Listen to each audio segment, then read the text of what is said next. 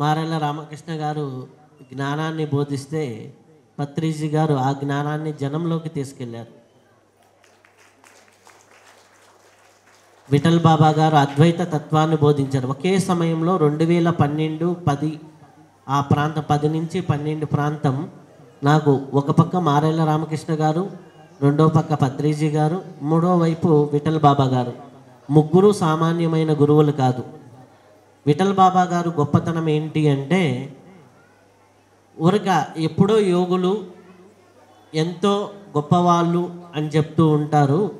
ఎట్లా అంత గొప్పవాళ్ళు నిజమా అంటే, ఏముంది నాన్న, మన చక్రాల మీద సిద్ధత్వం సాధిస్తే ఏదైనా చేయొచ్చు అంటే, నిజంగా చేయొచ్చా అంటే ఆయన ఇట్లా చేయబట్టుకొని కృష్ణానది మీద అట్లా నడుచుకుంటూ తీసుకెళ్ళి మళ్ళీ వెనక్కి తీసుకొచ్చిన మహాయోగి.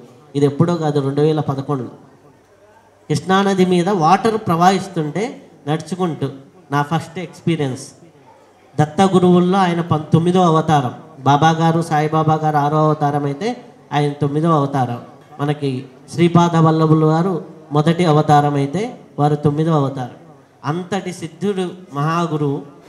అయితే అలాంటి మహాగురువులతో కలిసి తిరిగే అదృష్టం జరిగింది.